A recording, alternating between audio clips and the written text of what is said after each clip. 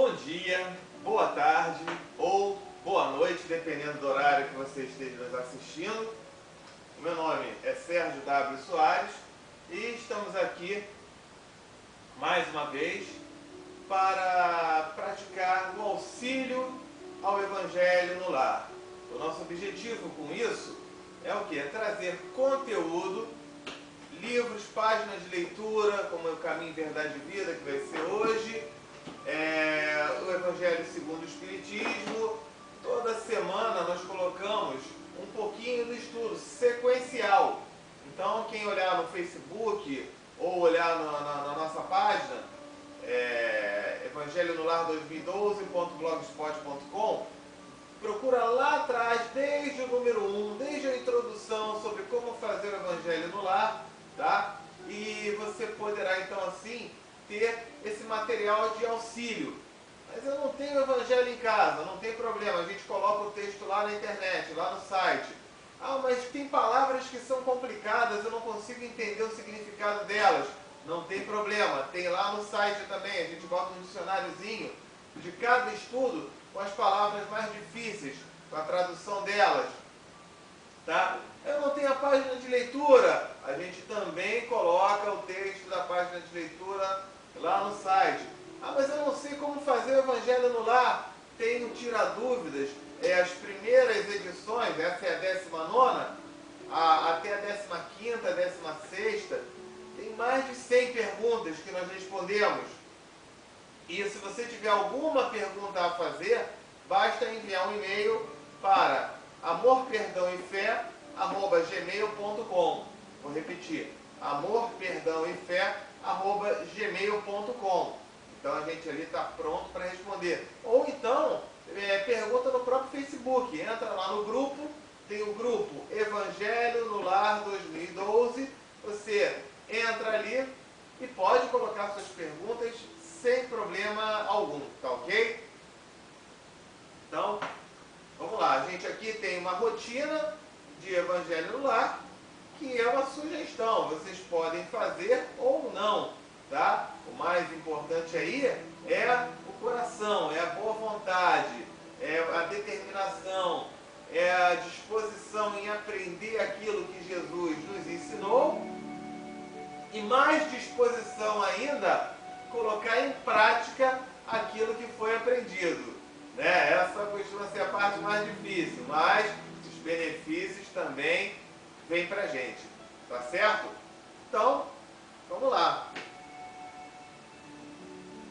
Nós vamos começar com a nossa página de leitura, página de preparo, que é do livro Caminho, Verdade e Vida, capítulo 136, que fala sobre coisas terrestres e celestiais.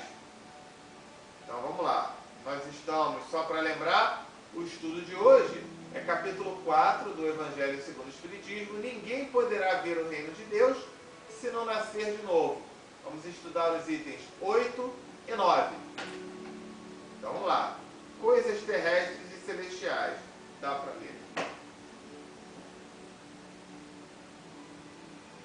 Se vos tenho falado de coisas terrestres e não me credes, como crereis se vos falar das celestiais? Foi dito por Jesus, anotado por João no capítulo 3, versículo 12. Então, vamos lá. No intercâmbio com o mundo espiritual, é frequente a reclamação de certos estudiosos relativamente à ausência de informações das entidades comunicantes, no que se refere às particularidades alusivas às atividades em que se movimentam. Então, muita gente, né? Existe esse contato, a psicografia, a psicofonia, a comunicação com o além, né? Com os desencarnados, e tem aqueles que começam a reclamar. Ah, por que não tem outras informações que eu queria? Às vezes você quer detalhes, eu quero detalhes. Então vamos ver. Por que não tem isso? Aí vem aqui. Porque não se fazem mais explícitos os desencarnados quanto ao novo gênero de vida a que foram chamados? Como serão suas cidades, suas casas, seus processos de relações comuns? Através de que meios se organizam hierarquicamente? Terão governos nos moldes terrestres? Então, estão aí as várias perguntas que são feitas, né? Indagam outros relativamente às razões pelas quais os cientistas libertos do plano físico não voltem aos antigos centros de pesquisa e realizações, vulgarizando métodos de cura para as chamadas moléstias incuráveis ou revelando invenções novas que acelerem o progresso mundial. São esses argumentos apressados na preguiça humana. Então vamos lá. Se os espíritos comunicantes têm tratado quase que somente do material existente em torno das próprias criaturas terrenas, num curso metódico de introdução às tarefas mais altas e ainda não puderam ser integralmente ouvidos, que diria a acontecer se olvidassem compromissos graves, dando-se ao gosto de comentários prematuros? É necessário compreender o homem que Deus concede os auxílios, entretanto, cada espírito é obrigado a talhar a própria glória. A grande tarefa no mundo espiritual, em seu mecanismo de relações com os homens encarnados, não é de trazer conhecimentos sensacionais e extemporâneos, mas a de ensinar os homens a ler os sinais divinos que a vida terrestre contém em si mesma, iluminando-lhes a marcha para a espiritualidade superior. Vamos entender isso.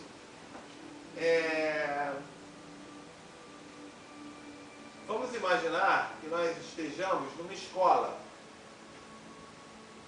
Estamos na quinta série. A gente tem muito que aprender ainda, não é verdade? Se estivermos na quinta série, tem muita coisa para a gente aprender. E aí, ao invés da gente aprender, descobrir, a gente chega para os nossos pais, que conhecem mais, que já terminaram de estudar, que já fizeram a faculdade, e começa a falar assim: por que você não me mostra como é que faz esse dever de casa? Por que você não me mostra como é que eu respondo as questões da prova na minha escola? Ou pior, por que você não faz para mim o meu dever de casa? Tem gente que faz isso, né? Por que você não faz para mim as questões aqui da escola? Se os nossos pais fizerem, a gente está aprendendo? A gente vai ter passado por um esforço, por uma dificuldade, vai ter sido necessário que a gente se empenhe para aprender, porque a vitória com empenho ela é muito mais valorizada. É uma vitória que você guarda. Quando você tem uma vitória fácil, você nem dá muito valor. Agora, quando você tem que ler, se empenhar, aprender, ficar horas e horas ali, você passa a dar valor àquilo. Muitas vezes, um valor serve para a sua vida inteira. Não é isso? Então, a resposta foi dada. Essa comunicação, ela é feita assim. É mostrado sim como funciona, como é governado. Se você não quer ler o livro Nosso Lar, assiste o filme. Ele mostra lá os ministérios, os governantes, e mais, falam que lá os governantes, eles são os primeiros a dar o bom exemplo. Olha que diferença. Muito importante isso. Para aquele que não é espírita, existe também, mas eu não sei, fotos, imagens de cidades. Existe algo que vocês podem procurar na internet, digita no Google aí, transcomunicação instrumental. É uma ciência, não tem nada a ver com religião. Transcomunicação instrumental. Você pode colocar a abreviação TCI. Existem autores como Clóvis Nunes, entre outros, que abordam de maneira científica, conseguem gravar vozes, conseguem capturar imagens, até filmes dos espíritos nas suas cidades espirituais. É possível ver fotos da cidade espiritual. Isso é feito, não tem nada a ver com a parte de religião.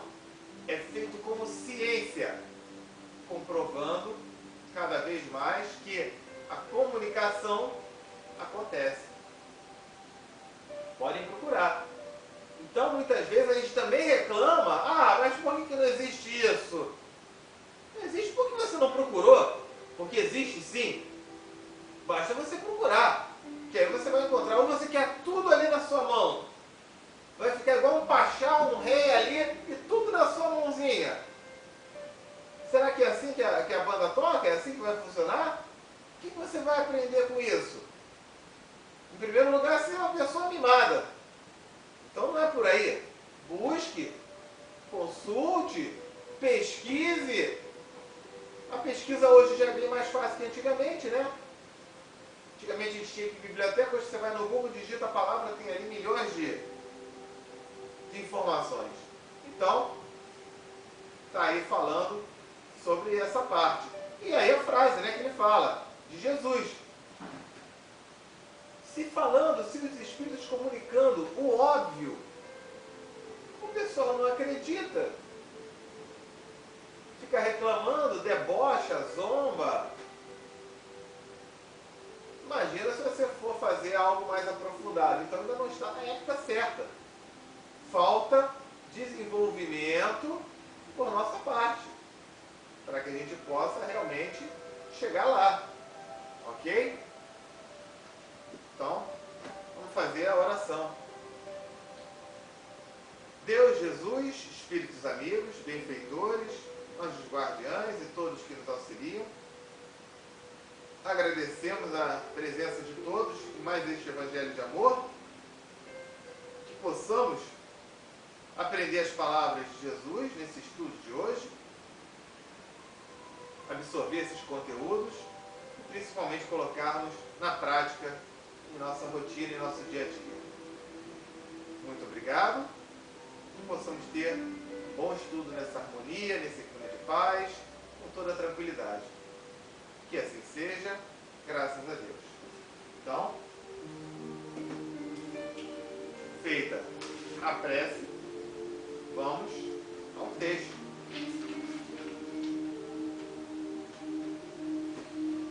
Quando a gente olhou capítulo 4,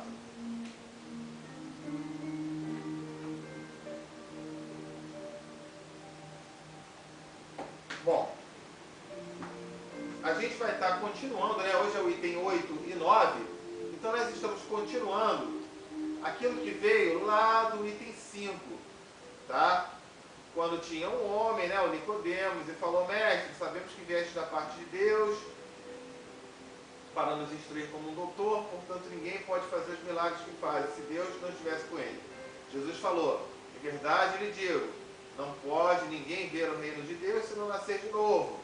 Então ali Jesus mostrou, você não vai nascer de novo entrando, esse corpo físico entrando no ventre da mãe, que foi perguntado pelo Nicodemos, né? Então Jesus falou: o homem não renasce da água e do Espírito. Se o homem não renasce da água e do Espírito, não pode entrar no reino de Deus. O que é nascido da carne é carne, o que é nascido do Espírito é Espírito.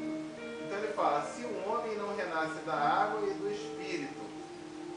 Esse item 8 e 9, ele explica o sentido da água, o significado da água naquela época, para que a gente possa entender. Então vamos lá. Para se apanhar o verdadeiro, eu botei aqui, fica mais fácil para eu não precisar da lupa, né? Então vamos lá. Para se apanhar o verdadeiro sentido dessas palavras, cumpre também se atente na significação do termo água, que ali não fora empregado na acepção que lhe é própria, conceito que lhe é próprio. muito imperfeitos eram os conhecimentos dos antigos sobre as ciências físicas. Até hoje ainda é. Ou será que o pessoal acha que a tecnologia de hoje é algo muito mais? O nosso lar, lá em 1940, é o aeróbus, que flutua, né, para pequenas distâncias, uma velocidade lenta. 1940, a gente está em 2013. E um detalhe, quem assistir o nosso lar e achar, meu Deus, já não é mais nada daquele jeito. Já evoluiu mais ainda. Ou vocês acham que aquilo ali vai estar parado no tempo? O progresso, ó, ele continua. Ok? Isso de uma comunicação com os espíritos que falaram. Quem assiste o nosso lar, quem vê aquele mapa do nosso lar, já não é mais daquele jeito. Já tem muitas outras novidades. Por quê? Os cientistas, na página de preparo, né, que desencarnaram, continuam trabalhando, continuam desenvolvendo e continuam ajudando também os daqui pela intuição, pela comunicação, pela influência. No livro dos Espíritos tem aquela pergunta, podem os Espíritos influenciar as nossas atitudes? E a resposta, são eles que conduzem até, muitas vezes, a nossa vida, com as orientações, com as intuições, o sexto sentido, não é isso? Então vamos lá. O significado da água era totalmente diferente. Eram imperfeitos os conhecimentos dos antigos sobre as ciências físicas. Eles acreditavam, naquela época, eles acreditavam que a Terra saía das águas. E por isso consideravam a água como um elemento gerador absoluto. Eles achavam que era a partir da água que surgiam os seres vivos e tudo mais. Assim é que na Gênesis se lê: o Espírito de Deus era levado sobre as águas, flutuava sobre as águas, e o firmamento seja feito no meio das águas. O céu era feito no meio das águas. Que as águas que estão debaixo do céu se reúnam em um só lugar e que apareça o elemento árido. Então, ó, a colocação, tudo água. E aí Deus fazia o quê? Pega essa água toda aqui, reúne ela aqui no cantinho para poder ter um elemento árido ali, um elemento de terra seco. Será que é assim mesmo? Alguma coisa errada aí, né? Que as águas produzam animais vivos que nadem na água e pássaros que voem sobre a terra e sobre o firmamento. Olha só. Então a água ia produzir. A gente sabe sim, a água é fonte da vida. Sem a água a gente morre. 70%, se não me engano, do nosso corpo ele é composto de água. Mas a reprodução não é pela água, ela é pelo ato sexual. Tanto dos pássaros, dos animais, das pessoas, dos peixes. É isso? Então, vamos lá.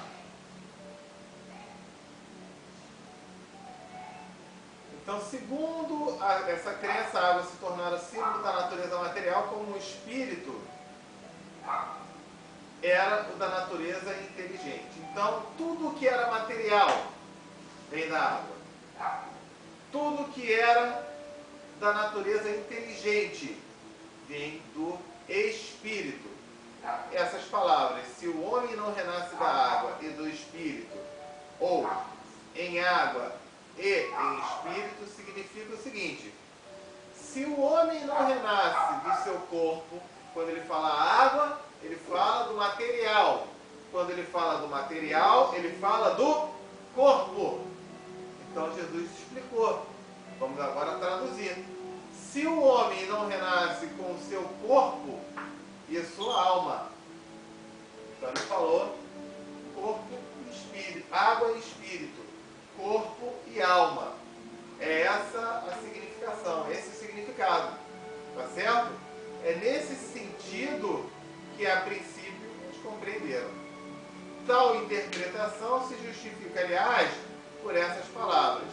E aí Jesus foi e completou, para ficar mais claro ainda. O que é nascido da carne é carne, e o que é nascido do Espírito é Espírito.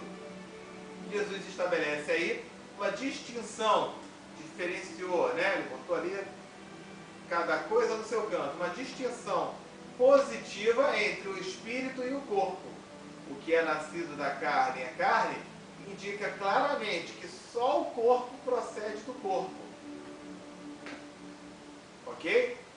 Então, um homem e uma mulher vão ter um filho. Eles estão, dois corpos vão produzir um terceiro corpo. É da carne. Qual é o espírito que vai habitar aquele corpo? Não sei. Não sei. Vai vir um espírito ali. São coisas diferentes. Que quando se une a carne e o espírito, o corpo e a alma, forma-se o ser encarnado que está aqui na Terra. Tudo bem? Vamos lá, item 9. O Espírito sopra onde quer. Ouve-lhes a voz, mas não sabes nem de onde ele vem, nem para onde ele vai. Por isso eu falei, o Espírito, não sei.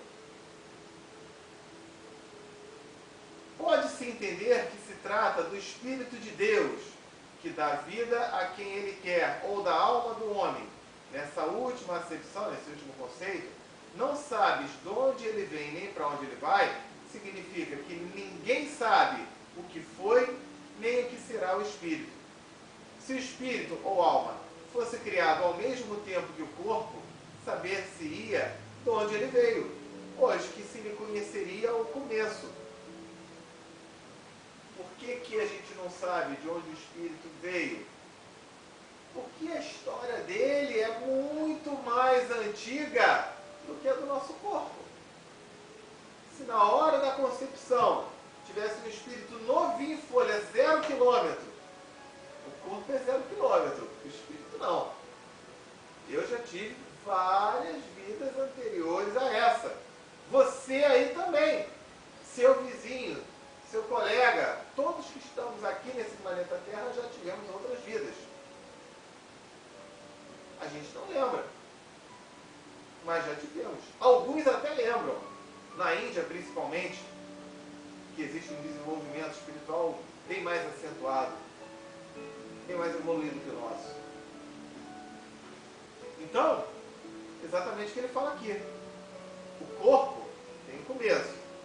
Se o espírito começasse também, legal, já saberia de onde ele veio. A gente sabe? Não sabe. Então, ele coloca, como quer que seja, essa passagem consagra o princípio da pré-existência da alma e, por conseguinte, da pluralidade das existências. Por que a gente não lembra das outras vidas? Porque existe todo um processo de evolução, de desenvolvimento. Já foi estudado, não sei se já foi estudado ou se vai ser estudado ainda aqui. Se a gente se lembrasse, como é que a gente ia reatar as inimizades de outras vidas?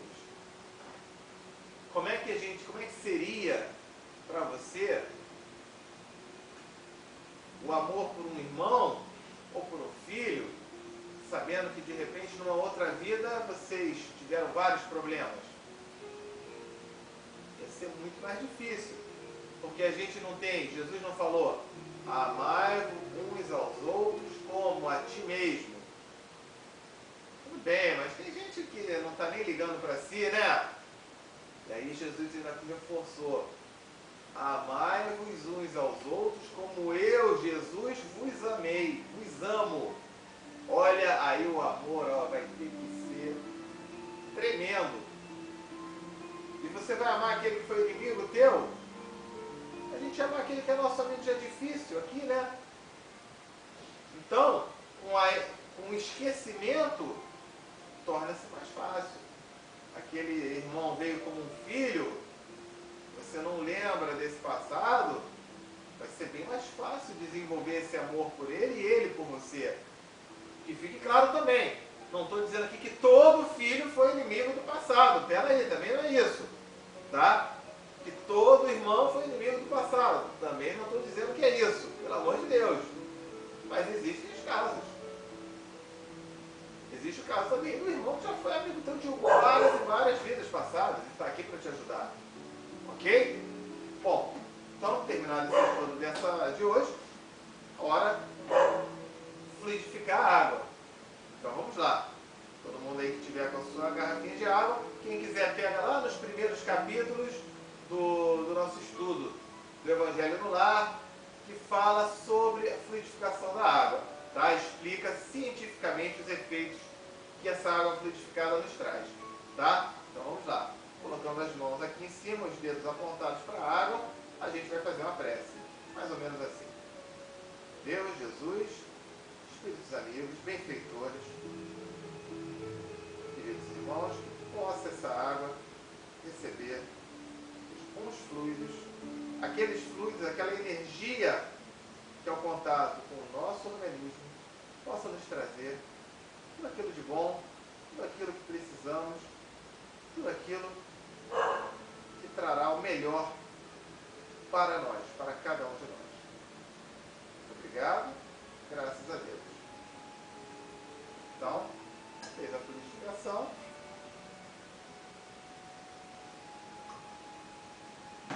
Pode beber a água.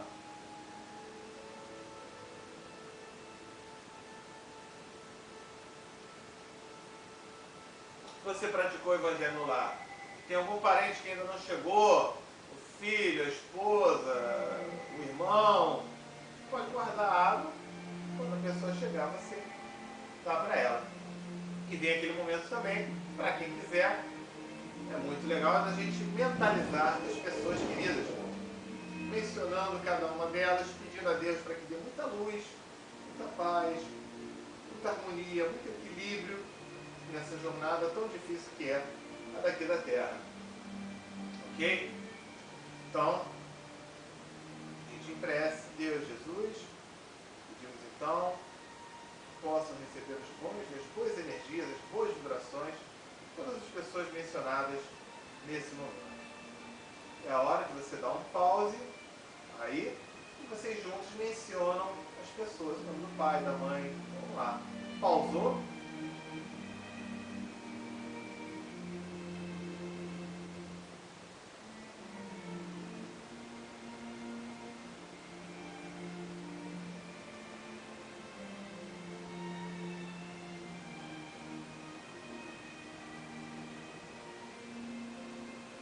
Pronto, despausou.